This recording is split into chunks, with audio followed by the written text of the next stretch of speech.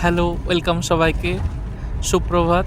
আজ আমি তোমাদের সামনে তুলে ধরবো আমার প্লেনে মানে ফ্লাইটে যাত্রার ১ম অভিজ্ঞতা। এর আগে আমি কখনো ফ্লাইটে চড়িনি। তো চলে এলাম কলকাতা বিমানবন্দরে। আর আমি যাবো কলকাতা থেকে ব্যাঙ্গালোর। তো কলকাতা বিমানবন্দরে ঢুকেই আমি আমার যে লাগেজগুলো আছে ওগুলো চেক ইন করার জন্য চলে গেলাম এবং বোর্ডিং পাস নিয়ে নিলাম। আর আমার সাথে ছিল আমার মা এবং বাবা। এখান থেকে কিছু খাবার কিনে নিলাম। আর তারপর ধীরে, ধীরে ভেতরের দিকে এন্ট্রি নেওয়ার জন্য এগিয়ে যাচ্ছিলাম। আর এতটা এক্সাইটমেন্ট ফিল করছিলাম কি বলবো তোমাদেরকে। এবং ভেতরের গেট দিয়ে ঢুকেই এই দেখো সামনে বড়, বড় প্লেনগুলো দাঁড়িয়ে আছে। দেখে তো আমি আরো বেশি পরিমাণে এক্সাইটেড হয়ে গেছিলাম যে কখন চড়বো প্লেনে। দিয়ে আমরা ১০৪ নম্বর গেট দিয়ে আমাদের এন্ট্রি ছিল। ওখানে বসে ওয়েট করছিলাম আমাদের বোর্ডিং টাইমের জন্য। এ দেখো আরো কত মানুষ সবাই। দেখতে, দেখতে এসে যায় বোর্ডিং বাস আর আমরা বাসের ওপর উঠে বসে পড়ি। বাসটা আমাদেরকে প্লেনের একদম দোরগোড়া পর্যন্ত নিয়ে চলে যায়। এরপর দেখো বাস থেকে নেমে পড়েছি। আর সামনেই দেখো আমাদের প্লেন। ওয়াও!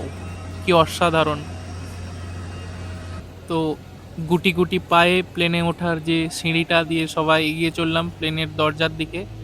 আর এইদিকে দেখো আমাদের বিমানবন্দরের কি অবস্থা, মেঘ করেছে চারিদিকে বৃষ্টি। আর সব প্লেনগুলো দাঁড়িয়ে আছে। আর এটা আমাদের প্লেনের ককপিটটা দেখে নাও। হ্যাঁ, আর এই সেই মহেন্দ্রক্ষণ প্লেনে ঢোকার দরজার সামনে আমি দাঁড়িয়ে। এবার আমি জীবনে প্রথমবার প্লেনে ঢুকবো আর এখানে ফ্লাইট অ্যাটেন্ডেন্ট দাঁড়িয়ে সবাইকে ওয়েলকাম করছে। আহ ঢুকে গেলাম ফ্লাইটে। উফ! এ কি অসাধারণ এক্সপেরিয়েন্স! এর আগে কখনো চড়িনি ফ্লাইটে। তো খুব ভালো লাগছিল, খুব এক্সাইটেড লাগছিল এবং একটু ভয়ও লাগছিল যে কি হবে না হবে। তো আমাদের সিটে আমরা বসে গেলাম। পরপর ৩ জনের সিট পাশাপাশিই ছিল। আর জানালাটা খুলে দিলাম। দেখো ফ্লাইটের ভেতরের দৃশ্য। ওয়াও! ফ্লাইটটা কখন ছাড়বে তার অপেক্ষা করছিলাম এবং দেখতে, দেখতে ফ্লাইট ধীরে, ধীরে ছেড়েও দিল। পিছু হচ্ছিল ফ্লাইটটা। এরপর রানওয়েতে যাবে। আর ভেতরে এখানে যে ফ্লাইট অ্যাটেন্ডেন্ট আমাদেরকে সমস্ত প্রিকশনস গুলো বলে দিচ্ছিল। আর এই সময় কিন্তু আমি ভিডিও করছিলাম। উনি কিন্তু দেখে নিয়েছিলেন এবং উনি বারণ করলেন আমাকে যে ভিডিও কিন্তু করবে না। তো যারা ফ্লাইটে সফর করবে তোমরা কিন্তু এই ভুলটা করো না। আমার আগে জানা ছিল না তাই আমি করে ফেলেছিলাম। এরপর আমি কখনো করব না। দেখতে, দেখতে আমাদের ফ্লাইটটা তার স্পিড ধীরে, ধীরে বাড়াচ্ছিল এবং বাড়াতে, বাড়াতে, বাড়াতে, বাড়াতে স্পিডটা এতটাই বেড়ে গেছিল এবং আমাদের হার্টবিটও তার সাথে বেড়েই যাচ্ছিল। সাথে, সাথে এক্সাইটমেন্টটাও আরও হাইয়ে উঠে গেছিল এবং দেখতে, দেখতে আমাদের প্লেনটা আকাশের পথে উড়ে চলে গেল।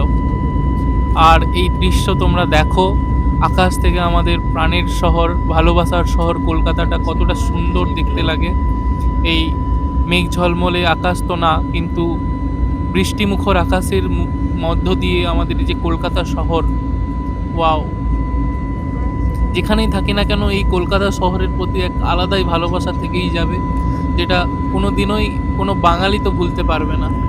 আমাদের প্রিয় শহর কলকাতাকে টাটা বলে চলে গেলাম ব্যাঙ্গালোরের উদ্দেশ্যে নিজের নতুন কাজের জন্য, জবের জন্য। আর এই যে আকাশে দেখো কত মেঘ, পেঁজা তুলার মতো যে মেঘ শরৎকালের আমরা বলে থাকি, সেই মেঘটা কিন্তু ভেসে বেড়াচ্ছে আর আমরা মেঘের মধ্যে দিয়ে ভেসে চললাম এই আকাশ পথে। তোমরা দেখো আর এনজয় করো এই দৃশ্যটা।